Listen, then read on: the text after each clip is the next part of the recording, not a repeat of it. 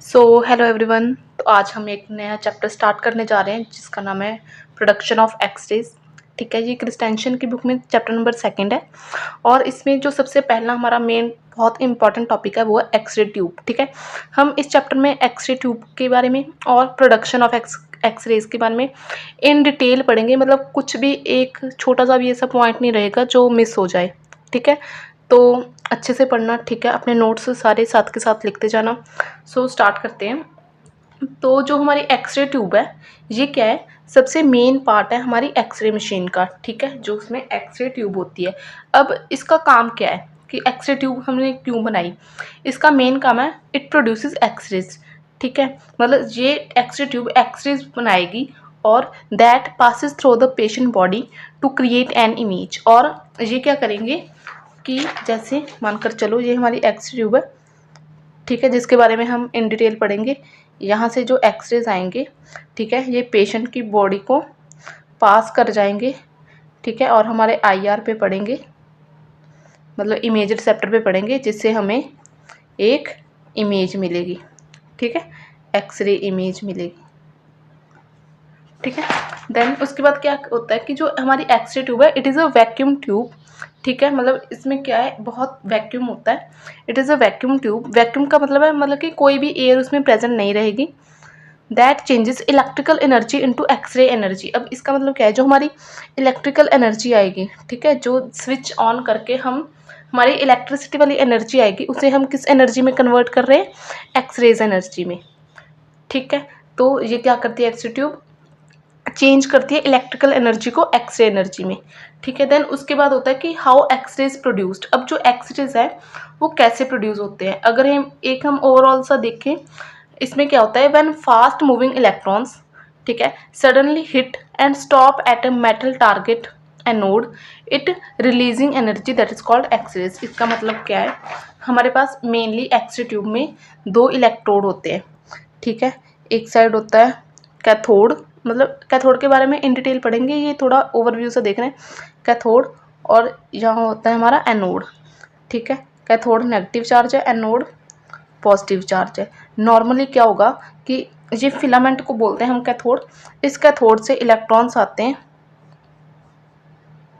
ठीक है, और ये जब हमारे टारगेट पर हिट करते हैं तो इसमें एनर्जी का कन्वर्जन होता है और वो किस फॉर्म में एनर्जी निकलती है, एक्सरे की फॉर्म में। ठीक है, अब ये एक पूरा सिर्फ ओवरव्यू था, इसके डिटेल में आगे हम पढ़ेंगे। ठीक है, देन इसमें क्या है कि व्हेन फास्ट मूविंग इलेक्ट्रॉन, ये जो इलेक्ट्रॉन्स है बहुत फास्टली आते हैं, बहुत इसकी स्पीड होती है। ठीक है, ये हमारे टारगेट पे हिट करेंगे और एक्सरेज प्रोड्यूस होंगे। ठीक है, suddenly hit and stop at a metal target anode releasing energy called X-rays. अब इसमें क्या होता है कि ओनली 1% एक्सरेज निकलते हैं और जो हमारा बाकी 99% है वो हीट में कन्वर्ट हो जाता है। ठीक है, ये बहुत इंपॉर्टेंट है कि 1% ही हमें एक्सरेज मिलते हैं। ठीक है, और 99% हीट में कन्वर्ट हो जाता है। देन उसके बाद अगर हम एक डायग्राम देखें नॉर्मल सा, तो ये हमारी बुक में डायग्राम दिया हुआ है कि देखो ये हमारा कैथोड पार्ट है। ठीक है, ये एनोड पार्ट है। एनोड पे टारगेट होता है जिसे हम टंगस्टन का बना होता है, इसलिए हम उसे टंगस्टन टारगेट बोलते हैं। ठीक है, और कैथोड वाली साइड पे फिलामेंट होता है, वो भी टंगस्टन का बना होता है, उसे हम गर्म करते हैं, मतलब हीट करते हैं, तो उससे जो इलेक्ट्रॉन्स है बाहर आते हैं।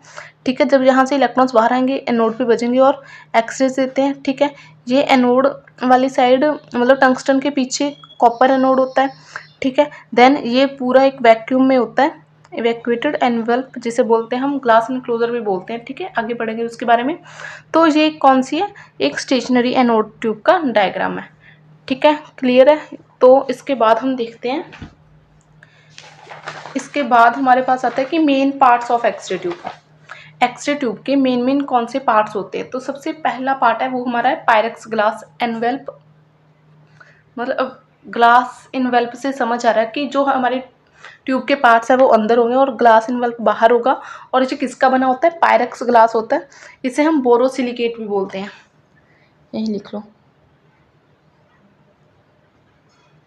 ठीक है, अब ये इसका भी क्यों होता है, इसका भी अलग से कारण है। तो ये इसमें हम सबसे पहले देखते हैं, it it surround all the parts inside the tube, ठीक है, ट्यूब के सभी पार्ट्स को इसने सराउंड किया होता है ग्लास इनवेल्प ने, ठीक है। यूज़ करते हैं हम Pyrex because can tolerate very high temperature, मतलब जो जितना हमने देखा ना कि 99% हमारी हीट बन रही है उसे टॉलरेट करने के लिए मतलब ये हमारा पायरेक्स ग्लास है सूटेबल होता है। So it is strong and durable, ठीक है। देन उसके बाद होता है जो पायरेक्स ग्लास है, इसे ग्लास इनक्लोजर भी बोलते हैं। अब इसके नीड क्यों पड़ी? टू मेंटेन द वैक्यूम, अपनी ट्यूब में वैक्यूम क्रिएट करने के लिए हम पायरेक्स ग्लास का यूज़ करते हैं, ठीक है। वैक्यूम इनसाइड द ट्यूब, मतलब सबसे पहले ग्लास इनवेल्प ने क्या किया कि उस वैक्यूम बनाया हमारी ट्यूब में। अब वो वैक्यूम क्या करेगा, inside glass there is a vacuum, ठीक है। वैक्यूम का मतलब है नो एयर, उसमें कोई भी एयर नहीं प्रेजेंट होगी, ठीक है। इसकी ज़रूरत इसलिए पड़ी क्योंकि अगर हमारे एयर मॉलिक्यूल होंगे, ठीक है, ये जो हमने बनाया था ना अपना यहाँ, अगर मतलब ये इलेक्ट्रॉन बहुत स्पीड से यहाँ आते हैं, ठीक है, ये पूरा वैक्यूम है, मतलब कोई भी बीच में रुकावट नहीं है। अगर छोटे छोटे भी एयर मॉलिक्यूल हमारे इलेक्ट्रॉन के पाथ में आ गए तो ये हमारे इलेक्ट्रॉन क्या करेगा, इससे जाकर कोलाइड हो जाएगा, ठीक है, तो उसकी एनर्जी कम हो जाएगी, ठीक है। जब ये इलेक्ट्रॉन इससे जाकर टकराया और एक ये इसे भी आयनाइज कर देगा एयर मॉलिक्यूल को और कुछ और इलेक्ट्रॉन्स प्रोड्यूस करेगा, ठीक है, और उस इलेक्ट्रॉन्स को हम बोलेंगे सेकेंडरी इलेक्ट्रॉन्स। देखो ये लिखा हुआ है because air molecule if present, इसका मतलब प्रेजेंट है, ठीक है, if present fast moving electron would collide with gas molecule, ठीक है। जो हमारे इलेक्ट्रॉन्स आ रहे थे बहुत स्पीड से अपने फिलामेंट से, वो सीधा जाएंगे गैस मॉलिक्यूल पर जाकर बच जाएंगे। तो उससे क्या होगा कि they would loss energy and slow down, एक तो उनकी एनर्जी कम होगी, ठीक है, जो एनर्जी जिस एनर्जी के साथ उन्होंने अपने टारगेट पे लगना था और एक्सेस प्रोड्यूस करने थे, बट वो क्या होगी कि मतलब एयर मॉलिक्यूल के साथ जब इंट्रैक्शन करेंगे तो एनर्जी उनकी कम हो जाएगी, उनकी स्पीड भी कम हो जाएगी, और क्या करेंगे वो सेकेंडरी इलेक्ट्रॉन प्रोड्यूस करेंगे, ठीक है। और ये सेकेंडरी इलेक्ट्रॉन है, इससे हमारा क्या होगा कि कंट्रोल भी नहीं रहेगा। कहाँ हमने इतने ही नंबर ऑफ इलेक्ट्रॉन प्रोड्यूस किए जितने हमें नंबर ऑफ एक्सरेज चाहिए थे, ठीक है। और अब एयर मॉलिक्यूल की वजह से क्या हुआ कि जो इलेक्ट्रॉन एयर मॉलिक्यूल के साथ इंटरेक्ट करेंगे और इलेक्ट्रॉन बन गए, ठीक है, अब वो भी जाकर हमारे टारगेट पे बज रहे हैं, ठीक है। तो उससे क्या होगा कि हमारा कंट्रोल ही नहीं रहेगा कि हमने कितने एक्सरेज प्रोड्यूस करने हैं, ठीक है। Then the third part is two electrode, ठीक है, मतलब जो हमारी एक्सरे ट्यूब होती है उसमें होते हैं हमारे दो इलेक्ट्रोड, एक कैथोड और एक एनोड, ठीक है। Contain two electron so called, इसे हम बोलते हैं डायोड ट्यूब, ठीक है। जो हमारी एक्सरे ट्यूब को हम डायोड ट्यूब भी बोलते हैं। इसमें एक होता है कैथोड जो कि हमारा नेगेटिव इलेक्ट्रोड है, ठीक है। When electricity heats the filament it releases electrons by the process of called thermionic emission, मतलब जब हमारे कैथोड पे कौन सा पार्ट होता है, फिलामेंट, ठीक है। उस फिलामेंट को जब हम हीट करेंगे तो उससे जो इलेक्ट्रॉन्स है वो रिलीज हो जाएंगे by the process of thermionic emission, ठीक है। देन उसके बाद हमारा आता है एनोड पार्ट। एनोड क्या है, एक पॉजिटिव पार्ट है जो कि कंटेन करता है टंगस्टन टारगेट, मतलब एनोड हमारा टारगेट को हम बोलते हैं, और वो टारगेट किस चीज़ का बना होता है, हमारा टंगस्टन का, ठीक है। अब यहाँ क्या होगा, कैथोड से तो हमें पता चल गया कि हमारे इलेक्ट्रॉन्स प्रोड्यूस हो रहे हैं जो कि एनोड पे जाके इंटरेक्ट कर रहे हैं। देन एनोड पे क्या हो रहा है कि the fast electron strike this target, मतलब इस टारगेट पे हमारे जो फास्ट इलेक्ट्रॉन आ रहे हैं from the cathode, their energy is converted into X-rays and heat. यहाँ पे क्या होगा कि वो इंटरेक्ट करेंगे और हीट और एक्सरेज में अपनी एनर्जी को कन्वर्ट कर देंगे, ठीक है। मतलब ये इंट्रोडक्शन था हमारी एक्सरे ट्यूब का, ठीक है। देन उसके बाद हमारा जो फर्स्ट पार्ट होता है वो है ग्लास इनक्लोजर, ठीक है। इसमें क्या है कि ग्लास इनक्लोजर के बारे में हमने पहले भी पढ़ा है कि ये क्या करता है, keep a vacuum inside X-ray tube, ठीक है। एक्सरे ट्यूब में वैक्यूम रखता है, ठीक है। It is a strong Pyrex glass tube, ये किसका बना होता है, पायरेक्स ग्लास ट्यूब का, ठीक है। That surround the cathode and anode, cathode और एनोड को जिसने सराउंड किया हुआ है। इसमें हमने देखा कि जो हमारा ग्लास इनक्लोजर है ये क्या करता है, वैक्यूम रखता है हमारी ट्यूब में, ठीक है। अब अगर वैक्यूम ना हो तो हमने जैसे कि पहले हमने समझा कि अगर वैक्यूम नहीं होगा तो हमारे पास क्या होगा, सेकेंडरी इलेक्ट्रॉन प्रोड्यूस होंगे। सेकेंडरी इलेक्ट्रॉन क्या है, extra electron produce because of the ionization, ठीक है। आयोनाइजेशन किसकी, ionization of the gas molecule, of gas molecule, ठीक है। अब आयनाइजेशन क्या होती है?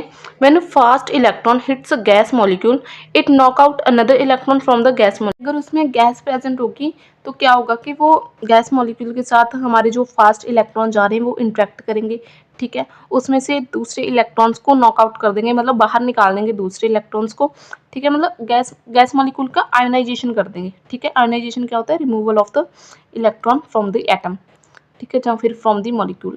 देन उसके बाद क्या होता है कि अब सेकेंडरी इलेक्ट्रॉन हमारे पास प्रोड्यूस हो गए, ये क्या करेंगी? This extra electron also move towards the anode, क्योंकि एनोड हमारा पॉजिटिव चार्ज है, ठीक है। तो ये सभी इलेक्ट्रॉन्स को अपनी तरफ अट्रैक्ट करेगा ना। तो अब यहाँ प्रॉब्लम क्या आएगी? This extra electron can not be controlled, as a result the number of electrons keep changing, the speed of electron also changing. कि मतलब हम, जैसे मैंने पहले बताया कि हम अपने पर्टिकुलर एक नंबर ऑफ इलेक्ट्रॉन भेज रहे थे, कि हम अपने फिलामेंट को इतना हीट कर रहे थे कि इस नंबर ऑफ इलेक्ट्रॉन, इतने नंबर ऑफ इलेक्ट्रॉन हमारे पास प्रोड्यूस हो जाए, ठीक है, ताकि हमारे एक्सरेज भी इतने प्रोड्यूस हों। बट अगर गैस प्रेजेंट होगी तो हमारे पास एक्स्ट्रा इलेक्ट्रॉन आ गए, ठीक है। कहाँ हमने 5 इलेक्ट्रॉन प्रोड्यूस किए और वो 2 और इलेक्ट्रॉन इंजेक्ट कर रहा है, इजेक्ट कर रहा है, मतलब अपने गैस मॉलिक्यूल से अगर गैस आ गई, ठीक है। तो वो क्या होगा कि हमारे पास कंट्रोल्ड वे में नहीं रहती, ठीक है। Number of electrons keep changing, और उसकी स्पीड गैस मॉलिक्यूल से टकराकर और कम हो जा रही है, तो क्या होगा? उसकी स्पीड भी चेंज हो जाएगी, ठीक है। 2 चीज़ें नहीं रहेंगी हमारे पास, एक तो नंबर ऑफ इलेक्ट्रॉन्स चेंज हो जाएगा और उसकी speed of electron also change हो जाएगा। देन उसके बाद होता है ट्यूब करंट, हमारा जो चेंजेस होगा अनस्टेबल हो जाएगा, ठीक है, और एक्सरे एनर्जी चेंजेस हो जाएगी। जैसे ये हमने 2 चीज़ें पढ़ी ना, नंबर ऑफ इलेक्ट्रॉन क्या है हमारे पास? ट्यूब करंट है, और एक्सरे एनर्जी मतलब कि स्पीड ऑफ एनर्जी, ठीक है। जिस एनर्जी के साथ, जिस स्पीड के साथ वो जाकर बजेगा, उतनी एनर्जी के वो एक्सरेज है मतलब एमिट करेगा, ठीक है। बट यहाँ क्या होगा कि चेंज हो जाएगा अगर वो दोनों चीज़ें हमारे पास स्टेबल नहीं है, और ट्यूब करंट हमारे पास अनस्टेबल हो गया। Then X-ray energy changes because electron lose energy before reaching the target, मतलब वो टारगेट से पहुंचने की से पहले ही अपनी आधी एनर्जी तो गैस मॉलिक्यूल में बचकर वैसे ही कम कर रहा है, ठीक है। So X ray become very less energetic, sorry, the X ray become less energetic. So इससे हमारी क्या होगी कि इमेज क्वालिटी चेंज होगी, ठीक है। देन उसके बाद हमारा एक टॉपिक छोटा सा दे रखा है कि अर्ली गैस ट्यूब। पहले के टाइम में क्या होता था कि हम गैस ट्यूब ही यूज़ करते थे।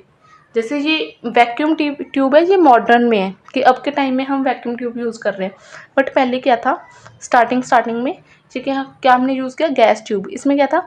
Older X-ray tube actually contain a small amount of gas, की मतलब थोड़ी सी गैस हम खुद उसमें प्रेजेंट करवाते थे अपने ट्यूब में, because gas produce secondary electron which increase the number of electron, ठीक है। कि मतलब तब उतनी सुविधा नहीं थी कि हम अपने अच्छे से अपने फिलामेंट को हीट कर रहे हैं, जहाँ वो स्टेबिलिटी नहीं थी। तो हमने क्या किया कि किसी के दिमाग में आया होगा कि हाँ, हम इसमें थोड़ी गैस कर देंगे तो हमारे नंबर ऑफ इलेक्ट्रॉन्स बढ़ जाएंगे, और नंबर ऑफ इलेक्ट्रॉन से ही तो हमारे एक्सरेज बढ़ रहे हैं, ठीक है। देन उसके बाद हुआ कि this method had a problem. इसके पास कौन सी प्रॉब्लम थी? The number of electrons was unpredictable, कि मतलब कि हमारे कंट्रोल में नहीं था कि कितने बढ़ रहे हैं ना, ठीक है। ट्यूब करंट वाज अनस्टेबल, हमारा ट्यूब करंट भी अनस्टेबल सा था। सो एक्सरे क्वालिटी नॉट कंसिस्टेंट, कि मतलब एक कि हाँ, अगर मतलब प्रॉपर सी एक्सरे क्वालिटी हमें नहीं मिल रही थी। सो अर्ली गैस ट्यूब जो है वो नहीं यूज़ हुई, गैस ट्यूब हमारे काम में नहीं आई, ठीक है। देन उसके बाद है हमारे पास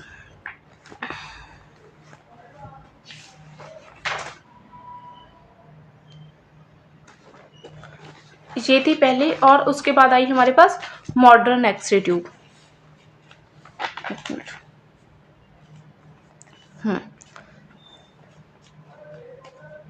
मॉडर्न एक्सरे ट्यूब में क्या आया, ये विजिबल है ना सबको?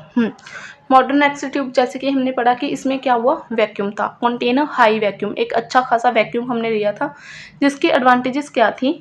Electron travel without hitting gas molecule, की अब इलेक्ट्रॉन के पाथ में कोई भी रुकावट नहीं आ रही, वो सीधा अपना जा रहा है और अपने टारगेट पे बज रहा है, ठीक है। Then their number can be controlled by M A क्या है हमारा, मिली एम्पियरेज, मिली एम्पियर मतलब करंट, ठीक है, ट्यूब करंट जिसे हम बोल रहे थे, तो उसका नंबर है कंट्रोल्ड वे में रह रहा है, ठीक है। जितना हम एम में देंगे उतने ही नंबर ऑफ इलेक्ट्रॉन प्रोड्यूस होंगे और हमारे टारगेट पे जाकर इंटरेक्ट करके उतने ही नंबर ऑफ एक्सरेज प्रोड्यूस करेंगे, ठीक है। So their number can be controlled, किसके नंबर, मतलब एक्सरेज का नंबर हमारे कंट्रोल में था, ठीक है। Their speed can be controlled by K V P, और सॉरी एक्सरेज का नंबर मतलब कि इलेक्ट्रॉन का नंबर, नंबर ऑफ इलेक्ट्रॉन्स हमारे कंट्रोल में थे, ठीक है। और उन इलेक्ट्रॉन्स की स्पीड भी हमारे कंट्रोल में थी बाय द केवीपी। केवीपी हम अप्लाई करते हैं ना, कोई भी एक्सरे करने से पहले हम एमएएस और केवीपी लगाते हैं, ठीक है। एमए हो गया हमारा करंट और केवीपी जो वोल्टेज, जिस एनर्जी के साथ हमारे वो इलेक्ट्रॉन फिलामेंट से निकलकर टारगेट पे लग रहे हैं, ठीक है। So X rays are consistent and of good quality, मतलब हमें एक अच्छे खासे मतलब अच्छी क्वालिटी के एक्सरेज थे जो मिल रहे थे। देन यहाँ तक क्लियर है कि हमने ग्लास इंक्लोजर पहले हम मतलब किसका बनाया था, पायरेक्स ग्लास का बनाया, ठीक है। क्यों बनाया, क्योंकि हमें वैक्यूम चाहिए, ठीक है। वैक्यूम क्यों चाहिए, क्योंकि अगर गैस मॉलिक्यूल होगा तो हमारे पास सेकेंडरी आयोनाइजेशन हो जाती है, सेकेंडरी इलेक्ट्रॉन प्रोड्यूस हो जाते हैं हमारे पास, ठीक है। जिससे हमारी दो चीज़ें कम होती है, एक तो हमारा ट्यूब करंट कम हो जाता है, ठीक है, और स्पीड ऑफ इलेक्ट्रॉन हमारी कम हो जाते हैं, ठीक है। ट्यूब करंट अनकंट्रोल्ड हो जाता है कि हमें पता ही नहीं चलता कि कितने नंबर ऑफ इलेक्ट्रॉन्स है जो प्रोड्यूस होंगे, ठीक है। देन उसके बाद मॉडर्न एक्सरे ट्यूब हमने देखा कि जिसमें वैक्यूम था, ठीक है। उससे हमारे पास X rays are consistent and of good quality, अच्छी क्वालिटी के एक्सरेज हमें मिल रहे थे, ठीक है। तेज तो नहीं है ये, आपको समझ आ रहा है ना स्पीड में। देन उसके बाद हम पढ़ेंगे शेप ऑफ एक्सरे ट्यूब। अब ये भी एक इम्पॉर्टेंट चीज़ है, ठीक है। Specially design to prevent electrical discharge की हमारी जो एक्सरे ट्यूब की शेप है वो इस तरह डिज़ाइन की जाती है। नॉर्मली देखो ये रहती है हमारी एक्सरे ट्यूब की शेप, इधर लगा देते हैं फिलामेंट,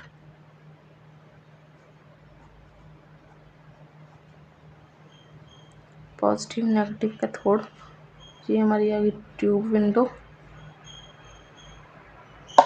ठीक है। ऐसी शेप रहती है, ये क्यों रहती है कि ताकि हमारा देखो हम एक साइड हम पॉजिटिव रख रहे हैं, पॉजिटिव रखें, एक साइड हम नेगेटिव रख रहे हैं, तो कुछ भी इलेक्ट्रिकल डिस्चार्ज ना हो, उसके बीच में स्पार्किंग वगैरह ना हो between the cathode and anode, इसलिए हम एक स्पेशल डिज़ाइन यूज़ करते हैं, ठीक है। Specially design to prevent electrical discharge मतलब sparking between the cathode and anode.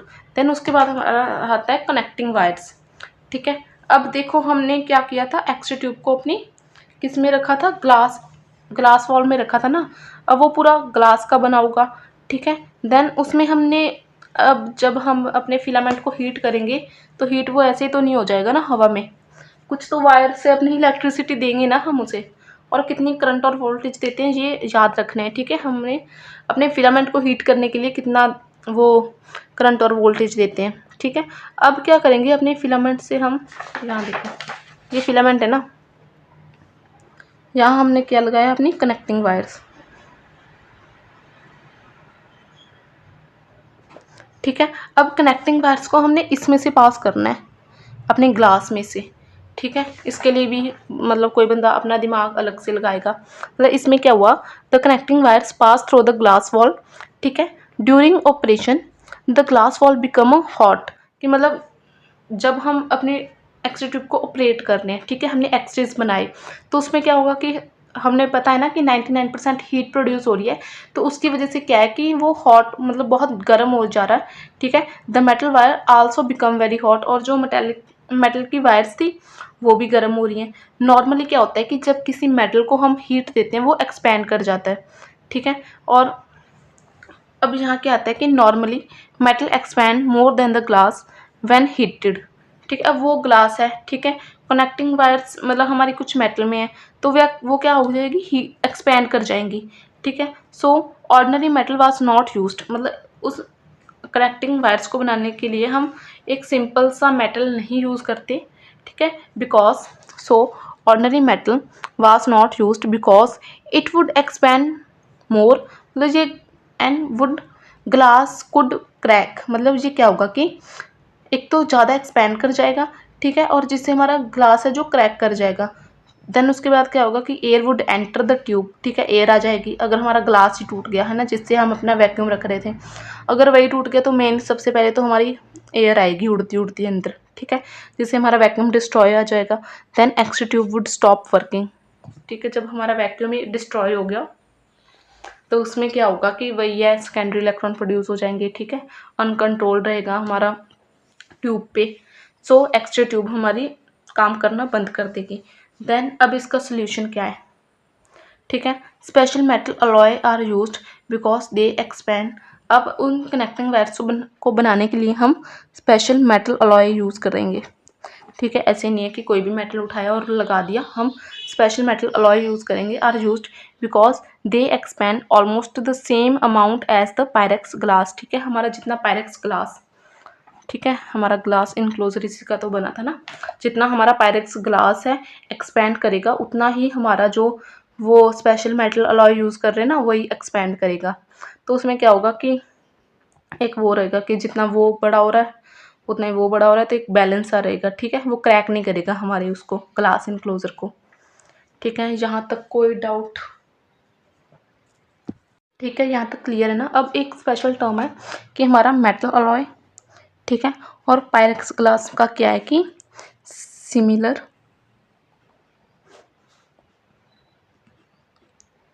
Coefficient of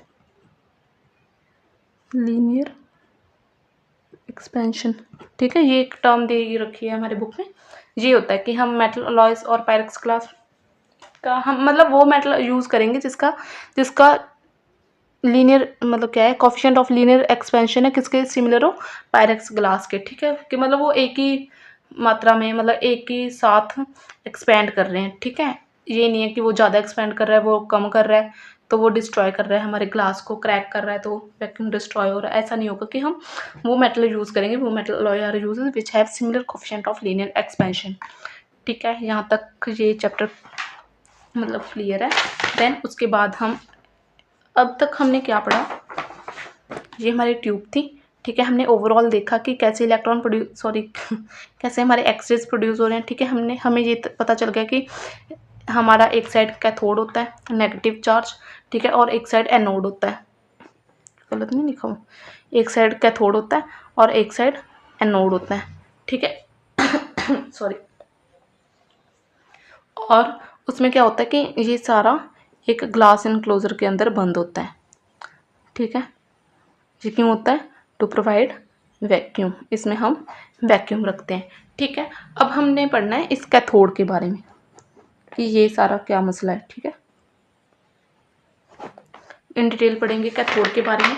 then cathode के बारे में सबसे पहले क्या है, cathode is a negative electrode of X-ray tube, ठीक है, दैट प्रोड्यूसेस इलेक्ट्रॉन। अब कैथोड का काम क्या है, ठीक है, हमने कैथोड क्यों लगाया, कैथोड नेगेटिव इलेक्ट्रोड है एक्स-रे ट्यूब में, ठीक है, ये हमारे इलेक्ट्रॉन्स को प्रोड्यूस करेगा, ठीक है। अब इलेक्ट्रॉन कौन से पार्ट से प्रोड्यूस होंगे कैथोड के पास जो एक मतलब कैथोड पे हमारा फिलामेंट लगा होता है, ठीक है, उस फिलामेंट से हमारे इलेक्ट्रॉन्स प्रोड्यूस होंगे, इसीलिए फिलामेंट को या फिर हम कैथोड को इलेक्ट्रॉन सोर्स या सोर्स ऑफ इलेक्ट्रॉन भी बोलते हैं, ठीक है, because all electron used to produce x rays come from the cathode, ठीक है, एक्सरेज बनाने के लिए जितने भी हम इलेक्ट्रॉन यूज़ कर रहे हैं वो सारे के सारे कैथोड से ही आएंगे, ठीक है, all electrons used to produce x rays come from the cathode, ठीक है।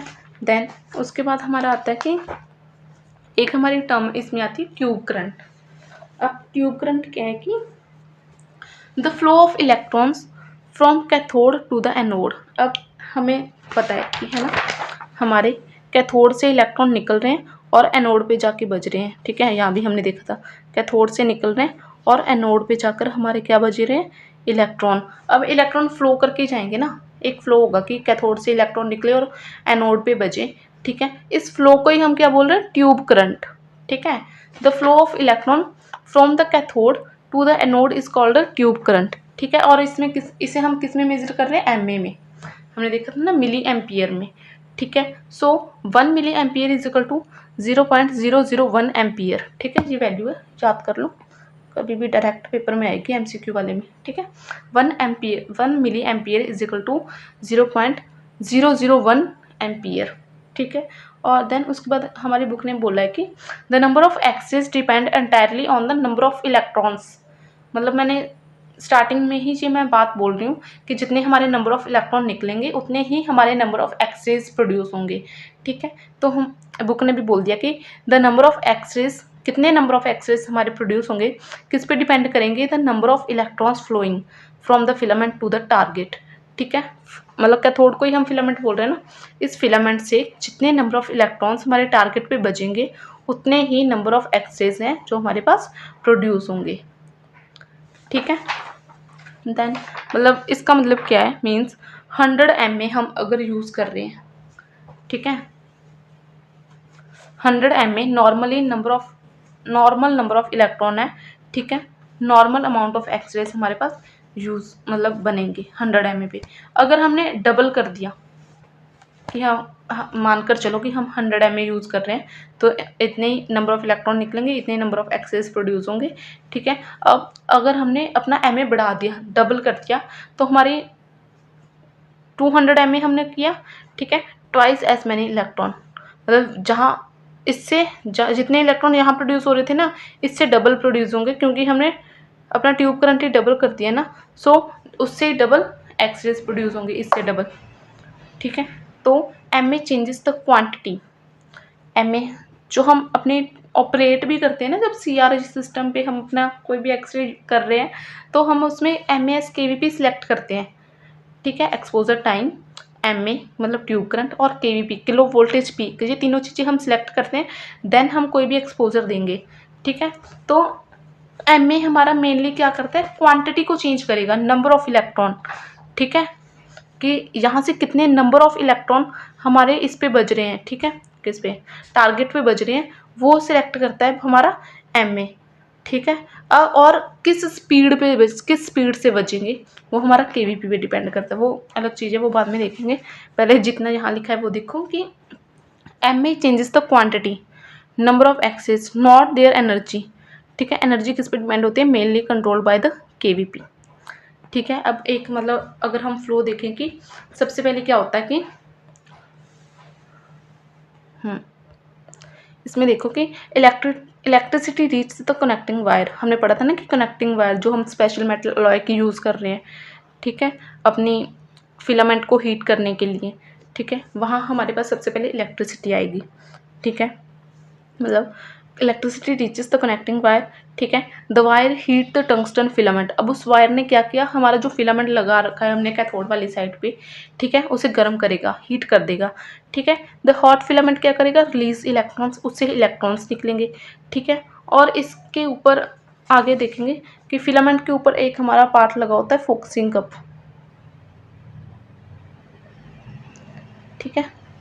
अब ये भी क्यों लगा होता है थोड़ा सा मैं आपको बता देती हूँ कि ये जो फोकसिंग कप है, ये इसे हम नेगेटिव पोटेंशियल प्रोवाइड करते हैं, ठीक है। जब इसे हम नेगेटिव चार्ज देंगे तो यहाँ से निकलने वाले इलेक्ट्रॉन भी हमारे नेगेटिव है, ठीक है। अब देखो अलग से बताती हूँ,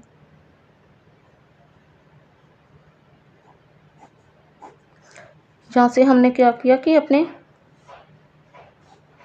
ये कनेक्टिंग वायर्स को इलेक्ट्रिसिटी दी, जब इन्हें हम इलेक्ट्रिसिटी देंगे तो हमारा फिलामेंट है क्या, हीट हो जाएगा, ठीक है। हीट होकर क्या करेगा, इलेक्ट्रॉन्स को रिलीज करेगा, ठीक है। और फिर जो KVP अप्लाई करेंगे उस एनर्जी के साथ, उस स्पीड के साथ हमारे इलेक्ट्रॉन से इस पे बजेंगे। अब ये देखो, ये नेगेटिव इलेक्ट्रॉन है, इलेक्ट्रॉन है, ये भी नेगेटिव इलेक्ट्रॉन है, ठीक है। हमें सबसे पहले पता है कि नेगेटिव चार्ज क्या करेंगे, सेम चार्जेस क्या करते हैं, रिपेल करते हैं। तो इसमें होगा ना कि ये इधर जा रहा है, ये इधर जा रहा है। अब ये तो हमें चाहिए नहीं, हमारे एनोड पे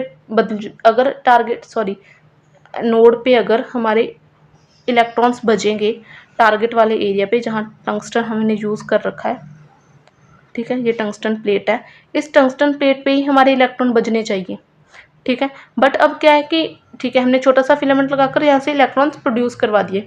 अब ये इसमें भी नेगेटिव चार्ज है, ये इधर जाएगा, ये इधर जाएगा। तो हमने क्या किया कि तो ये तो ऐसा है ना, ये यहाँ बज रहा है, यहाँ बज रहा है, हमारा टारगेट इतना है, मतलब छोटा सा है, ठीक है। ये इतने एरिया पे बज रहे हैं, तो वो तो हमें चाहिए ही नहीं ना। तो हम क्या करेंगे, एक फोकसिंग कप लगाएंगे, मतलब इस ऐसे होगा। फोकसिंग कप को हम क्या करेंगे, नेगेटिव चार्ज देंगे। अब ये नेगेटिव चार्ज क्या करेगा, अगर ये इधर से रिपेल हो रहे हैं सॉरी, मतलब ये अगर इधर से रिपेल हो रहे हैं तो ये नेगेटिव चार्ज इसे एक नैरो बीम पे डायरेक्ट करेगा कि हाँ, इसे मतलब इधर से भी रिपेल करता जाएगा। अब क्या होगा, ये इन वाले इलेक्ट्रॉन से थोड़ा ज़्यादा चार्ज होगा नेगेटिव, तो इसे ज़्यादा ज़ोर से मतलब रिपेल करेगा, तो ये सीधा जाकर हमारे टारगेट पे बचेगा, ठीक है। यही छोटे छोटे कंसेप्ट हैं, अगर क्लियर होंगे ना तो कोई मतलब प्रॉब्लम नहीं आएगी। तो इनको अच्छे से चाहे 2 बार ही देख कर समझ लो, बट अच्छे से क्लियर कर लेना, ठीक है, कि हमने फोकसिंग कप का चार्ट क्यों यूज़ किया। मतलब यहाँ लिखा है, यहाँ तो एक लाइन ही लिखी है, आगे डिटेल में लिखा हुआ the focusing cup direct the electron into the narrow beam, कि वो उस नैरो बीम पे जहाँ हमारा टंगस्टन टारगेट लगा हुआ है उस पे इसी पे ही बजे, ठीक है। तो हमारे इलेक्ट्रॉन्स क्या करेंगे, ट्रैवल टू द एनोड, क्या कर रहे हैं, ये एनोड की तरफ जा रहे हैं, ठीक है। व्हेन दे हिट टारगेट, जब हमारे टारगेट पे बजेंगे तो एक्स रेज प्रोड्यूस होंगी, ठीक है। क्लियर है ना यहाँ तक सबको, हमने क्या पढ़ लिया।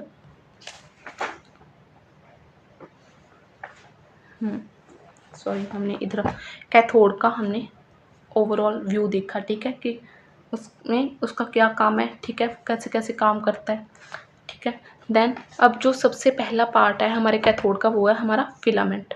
हमें पता चल गया कि हमारे फिलामेंट से इलेक्ट्रॉन प्रोड्यूस हो रहे हैं। अब वो कैसे कैसे प्रोड्यूस हो रहे हैं, ठीक है, कितनी उसकी लेंथ, मतलब हमारे फिलामेंट की कितनी लेंथ होनी चाहिए, ठीक है, इसके बारे में हम डिटेल में देखेंगे। देन तो हमारा फिलामेंट क्या है कि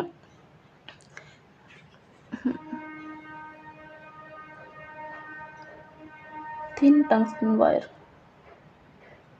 तो हमारा फिलामेंट क्या है, थिन, पतली सी एक टंग, ये डब्ल्यू किसका साइन है, टंगस्टन का हमारा, ठीक है।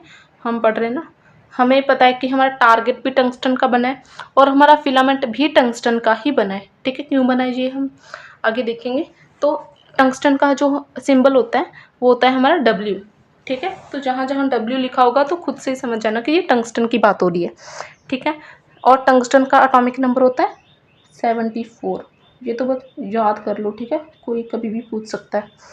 तो आप ये नहीं है कि आप सोच रहे हो कि हाँ कितना है, तो टंगस्टन का एटॉमिक नंबर कितना है हमारे पास, 74, ठीक है।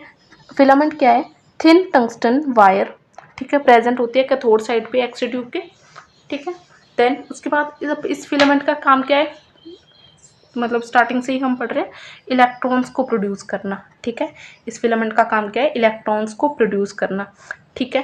देन उसके बाद आता है कि हमारा साइज ऑफ फिलामेंट क्या है। साइज ऑफ फिलामेंट क्या है कि डायमीटर ऑफ वायर कितना हो रहेगा हमारा 0.2 mm, ठीक है।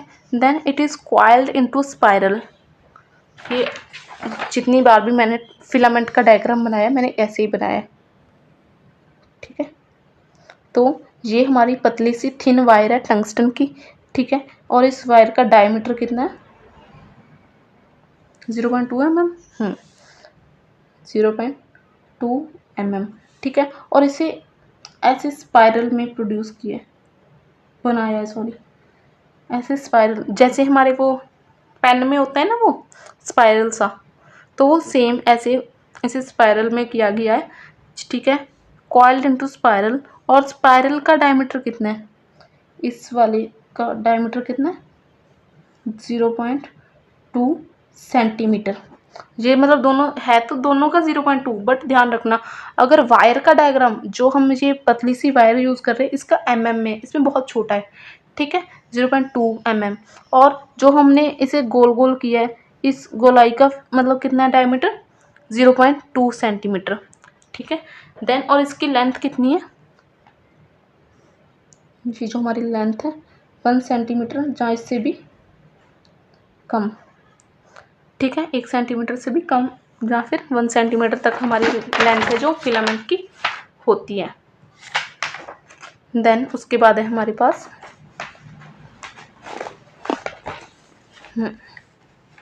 अब जो कैथोड और फिलामेंट वाले पार्ट है ना, मतलब हम कैथोड को ही फिलामेंट बोल रहे हैं कि cathode and filament are interchangeable sometimes because filament is main working part of cathode. ठीक है, फिलामेंट ही तो है जो इलेक्ट्रॉन, हमने पता है कि कैथोड से क्या है, हमारे इलेक्ट्रॉन्स प्रोड्यूस हो रहे हैं। ठीक है, तो कैथोड से भी जो फिलामेंट वाला पार्ट है उससे इलेक्ट्रॉन हमारे बन रहे हैं। तो जो फिलामेंट ये मेन काम कर रहा है कैथोड का। सो हम कभी कभी, ठीक है, नॉट ऑलवेज, कभी कभी हम कैथोड और फिलामेंट को इंटरचेंजेबल कर देते हैं। ठीक है, देन उसके बाद होता है ये इंटरचेंजेबल किसके लिए, true only for the X ray tube. ठीक है, एक्स रे ट्यूब हमारी डायोड ट्यूब है। ठीक है, क्योंकि उसमें 2 इलेक्ट्रोड्स हैं, कैथोड और एनोड। ठीक है, इस डायोड अदर्स सिर्फ एक्स रे ट्यूब जो डायोड ट्यूब है उसके लिए हम कैथोड और फिलामेंट को इंटरचेंज कर सकते हैं, बट अदर ट्यूब के लिए ऐसा हम नहीं कर सकते। देन उसके बाद हमारे जो कैथोड के 3 मेन पार्ट्स हैं।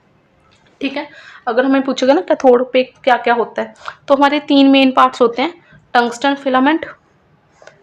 ठीक है, फिलामेंट के बारे में हमने देखा ना क्या क्या होता है, इसी से तो हमारे जो इलेक्ट्रॉन प्रोड्यूस होंगे। कनेक्टिंग वायर्स, ठीक है, इसके बारे में भी हमने थोड़ा सा देख लिया। देन फोकसिंग कप, इसके बारे में हमने रिटर्न में नहीं देखा, वैसे मैंने बता दिया था। तो ये 3 मेन पार्ट्स हैं, tungsten filament, connecting wires and the focusing cup, जो हमारे कैथोड वाली साइड होते हैं। ठीक है, तो फिलामेंट क्या है, थिन वायर है मेड अप ऑफ टंगस्टन। ठीक है, और जब इसमें से इलेक्ट्रिक करंट पास होगा तो ये क्या करेगा, गर्म हो जाएगा और हॉट होकर ये क्या बनेगा, रिलीज करेगा electrons by the process is called thermionic emission. ठीक है, थर्मियोनिक एमिशन से ये इलेक्ट्रॉन्स को रिलीज करेगा जब इसे इलेक्ट्रिसिटी मिलेगी, सॉरी इलेक्ट्रिसिटी से जब ये हीट होगा। ठीक है, तो हमारे इलेक्ट्रॉन्स को रिलीज करेगा। Then the second part is connecting wire. अब कनेक्टिंग वायर क्या करेगा, यही तो इलेक्ट्रिसिटी देगा ना, supply electricity to heat the filament. ठीक है, और कितनी इलेक्ट्रिसिटी कनेक्टिंग वायर्स को हम प्रोवाइड करते हैं, 10 वोल्ट मतलब, और 3 से 5 एम्पियर करंट। ठीक है, this electricity heat the filament so it can produce the electrons. बहुत इंपॉर्टेंट है। ठीक है, कि कितनी अपनी कनेक्टिंग वायर्स को, जबकि हम अपनी ट्यूब ओवरऑल ट्यूब को इससे भी ज़्यादा वोल्टेज देते हैं। ठीक है, और इससे भी ज़्यादा मतलब मिली एम्पियर में हम करंट देते हैं। ठीक है, जिससे हमारे नंबर ऑफ इलेक्ट्रॉन्स और स्पीड या एनर्जी ऑफ इलेक्ट्रॉन्स डिपेंड करती है। ठीक है, बट कनेक्टिंग वायर्स को हम अलग से वो करते हैं, प्रोवाइड करते हैं इलेक्ट्रिसिटी। कितनी इलेक्ट्रिसिटी, 10 वोल्ट और 3 से 5 एम्पियर अपनी कनेक्टिंग वायर्स को अप्लाई करेंगे, जिससे क्या होगा, this electricity heat the filament so electrons can produce. Then अब कनेक्टिंग वायर्स का मतलब हम अपने एक्सट्यूब में जनरेटर यूज़ करते हैं। ठीक है, जनरेटर में हमारा जो ट्रांसफार्मर वाला पार्ट होता है, तो एक थोड़ा सा ओवरव्यू बता रही हूँ मैं कि वो ट्रांसफार्मर में हम 2 यूज़ करते हैं ना, स्टेप अप ट्रांसफार्मर और step down transformer. Step up के ट्रांसफार्मर क्या करता है, जो इलेक्ट्रिसिटी आ रही है उसे और आउटपुट उसकी इंक्रीज़ कर देता है। ठीक है, अप में इंक्रीज़ कर देगा, और स्टेप डाउन क्या करता है, कम कर देता है हमारी उसी इलेक्ट्रिसिटी को। और जो स्टेप डाउन ट्रांसफार्मर है ना, यही कनेक्ट होता है, क्योंकि हमारी ट्यूब मतलब इलेक्ट्रिसिटी इतनी नहीं होती जितनी हमें, उससे भी कम चाहिए, तो हम यहाँ स्टेप डाउन ट्रांसफार्मर का यूज़ करते हैं। ठीक है, तो यहाँ तो आप ये याद रखो कि कनेक्टिंग वायर्स को हम 10 वोल्ट और 3 से 5 एम्पियर का करंट है जो देते हैं। ठीक है, टू प्रोड्यूस द इलेक्ट्रॉन। ठीक है, और to heat the filament so it can produce electrons. ठीक है, क्लियर है। देन उसके बाद हम देखते हैं अपना फोकसिंग कप। अब इसमें क्या है, the focusing cup small metal cup है जो सराउंड करेगा हमारे फिलामेंट को। डायग्राम में मैंने दिखा रखा था ना कि फिलामेंट के ऊपर ऐसे फिलामेंट को ऐसे सराउंड करता है, मेटल का बना होता है। ठीक है, और स्मॉल मेटल कप है, सराउंड करता है हमारे फिलामेंट को। It collect and focuses the electrons into narrow beam so they hit on a small area on target. Anode के टारगेट पे थोड़े से ही एरिया पे बचे। ऐसा नहीं है कि इलेक्ट्रॉन में अगर रिपल्शन होगी तो ये एनोड पे कहीं भी जाकर बज रहा है। ठीक है, फिर तो हमारा यूजफुल ही नहीं रहेगा ना, कि हमारे इलेक्ट्रॉन, हमें चाहिए कि हमारे टारगेट एरिया पे जहाँ हमारा टंगस्टन लगा हुआ है वहीं पे हमारे एनोड के उसी पार्ट पे हमारे जो इलेक्ट्रॉन से बजे। ठीक है, हिट करें। सो ये किससे होंगे? By the use of focusing cup. ठीक है। The x rays are produced only when electron from the cathode strike the anode. ठीक है। हमारे एक्सरेज प्रोड्यूस ही तभी होंगे जब हमारे इलेक्ट्रॉन कैथोड से निकल कर एनोड पर स्ट्राइक कर रहे हैं। ठीक है। So number of x rays is directly proportional to the number of electrons reaching the anode. ठीक है। और उतने ही नंबर ऑफ इलेक्ट्रॉन प्रोड्यूस होंगे, sorry number of X-rays produce होंगे जितने हमारे नंबर ऑफ इलेक्ट्रॉन्स एनोड पर लग रहे हैं। ठीक है। क्लियर है ना यहाँ तक सभी को? देन उसके बाद हम देखते हैं व्हेन द, अब ये देखो, when the electric current passes through the tungsten filament. ठीक है। हमारे टंगस्टन फिलामेंट से हमने इलेक्ट्रिक करंट दिया। इलेक्ट्रिक करंट किससे जाएगा? हमारे कनेक्टिंग वायर्स को। ठीक है। कितनी हमने उसे प्रोवाइड की थी? 10 वोल्ट और 3 से 5 एम्पियर हमने उसे इलेक्ट्रिसिटी प्रोवाइड की थी कनेक्टिंग वायर्स को। ठीक है। ताकि हमारा फिलामेंट हीट हो सके। और जब उसी फिलामेंट को ये वाली इलेक्ट्रिसिटी मिलेगी तो फिलामेंट हीट हो जाएगा, हॉट हो जाएगा।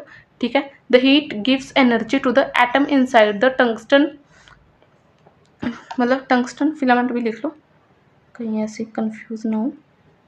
ठीक है। अब क्या करेगी? ये जो हीट है ना, ये एनर्जी देगी हमारे जो टंगस्टन फिलामेंट पे जो एटम है उनको एनर्जी देगी। ठीक है। उस एनर्जी के साथ क्या होगा? Some electrons gain enough energy to leave the surface of the filament. उस फिलामेंट की सरफेस, जो सरफेस पे होंगे ना हमारे इलेक्ट्रॉन्स, तो उन्हें एनर्जी मिल गई तो वो बाहर आ जाएंगे इलेक्ट्रॉन्स। ठीक है। और वो these electron form electron cloud. अब मैं अगर आपको पेज पे बनाकर दिखाऊँ तो देखो, पता है ना हमें कि ये हमारा फिलामेंट है। ठीक है। इसे हमने दी electricity by the conducting wires. ठीक है। अब ये जो हमारी थिन पतला सा क्या है? टंगस्टन है ना, टंगस्टन वायर है, टंगस्टन फिलामेंट है। ठीक है। जब यहाँ इलेक्ट्रिसिटी मिली तो ये टंगस्टन के जो एटम है, ठीक है, इसमें जो एटम है सरफेस पे होंगे, वो बाहर आ जाएंगे क्योंकि इन्हें एनर्जी मिल गई ना। जब हमने इसे अपने फिलामेंट को हीट किया तो ये इन्हें एनर्जी मिल गई, तो ये अपनी सरफेस से बाहर आ गए और इन्होंने बना लिया इलेक्ट्रॉन क्लाउड। हमने पढ़ा था ना, हाँ, इलेक्ट्रॉन क्लाउड बना लिया। ठीक है। अब ये बाहर कैसे आए? क्योंकि because of the thermionic emission. Thermionic emission है ही ये the release of electron from the heated metal surface. ठीक है। Release of electron due to the heat. जब हम किसी भी मेटल को, ठीक है, हीट प्रोवाइड करते हैं तो उससे इलेक्ट्रॉन से रिलीज होते हैं। इसी प्रोसेस को हम बोलते हैं थर्मियोनिक एमिशन। हम सुबह मतलब स्टार्टिंग वीडियो से स्टार्टिंग से हम यही पढ़ रहे हैं कि हमारे फिलामेंट से इलेक्ट्रॉन्स बाहर आते हैं बाय द थर्मियोनिक एमिशन। ठीक है। जब हम फिलामेंट को हीट करेंगे, ठीक है, तो उसके, अब उस फिलामेंट के एटम है उन्हें एनर्जी मिल जाएगी ताकि वो अपनी सरफेस से बाहर आ जाए। ठीक है। और सरफेस से बाहर आके इन्होंने एक इलेक्ट्रॉन क्लाउड, ये काफ़ी सारे इकट्ठे हो गए ना अपनी सरफेस से, तो क्या बना लिया? एक इलेक्ट्रॉन क्लाउड बना लिया। ठीक है। देन उसके बाद ये बन गया। अब इसमें हमारा आता है एक एडिशन इफेक्ट। ठीक है। वो क्या होता है? अब देखो, जहाँ तक हमें पता चल गया ना, the electron released by the thermionic emission. ठीक है। इलेक्ट्रॉन बाहर निकल गए हमारे, जैसे जब हमने थर्मियोनिक एमिशन से इलेक्ट्रॉन्स बाहर निकल गए, gather around the filament.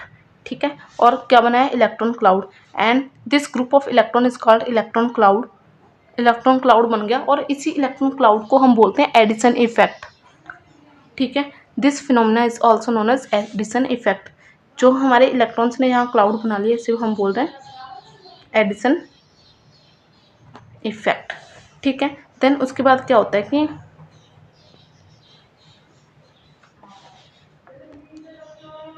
A pure tungsten filament, ठीक है, must reach about 2200 degree Celsius. अगर प्योर टंगस्टन फिलामेंट यूज़ कर रहे हैं ना, कि हमें पता है कि हमारा फिलामेंट, मतलब जो फिलामेंट है वो टंगस्टन का बना हुआ है, बट वो प्योर टंगस्टन का हम नहीं यूज़ करते। ठीक है। अगर प्योर टंगस्टन का यूज़ कर रहे हैं तो वो कहाँ पहुँच जाएगा? 2200 डिग्री सेल्सियस तक पहुँच जाएगा। ठीक है। Before it can release enough electrons for x ray production. अभी उसने इतने इलेक्ट्रॉन नहीं बनाए कि हमारी वो एक्सरे प्रोडक्शन तक जाए, उससे पहले उसका टेम्परेचर क्या हो गया? 2200 डिग्री सेल्सियस हो गया। ठीक है।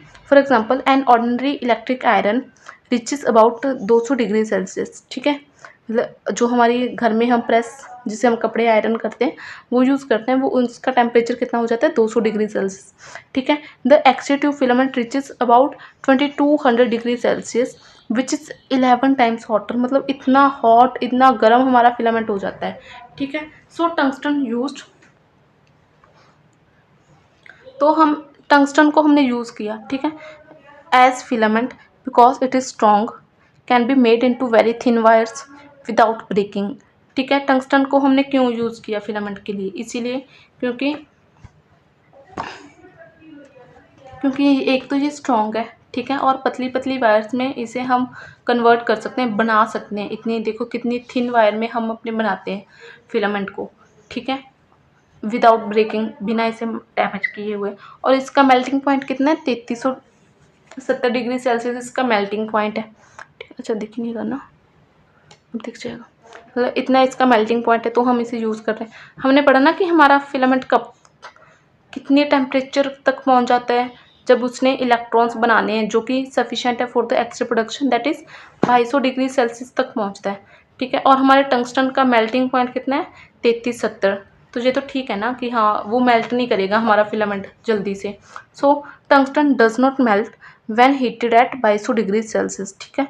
और इसमें क्या होता है कि लो वेपोराइजेशन, ठीक है, मतलब tungsten does not evaporate easily at high temperature. अब जो कोई भी चीज़ है ना, जैसे हमारा पानी होता है, ठीक है, जब हम इसे क्या करेंगे, हीट करेंगे, तो इसके वेपर बनने शुरू हो जाते हैं, ठीक है। ऐसे ही सेम ये तो लिक्विड हो गया, हमारी मेटल है, ठीक है, कोई भी मेटल होगा जब हम इसे हीट करेंगे तो इसके भी कुछ कुछ वेपर बन जाएंगे। जब हम इसे बहुत ज़्यादा हीट करेंगे, पानी को तो 100 डिग्री सेल्सियस पे हीट करो तो उसके वेपर बन जाते हैं, है ना।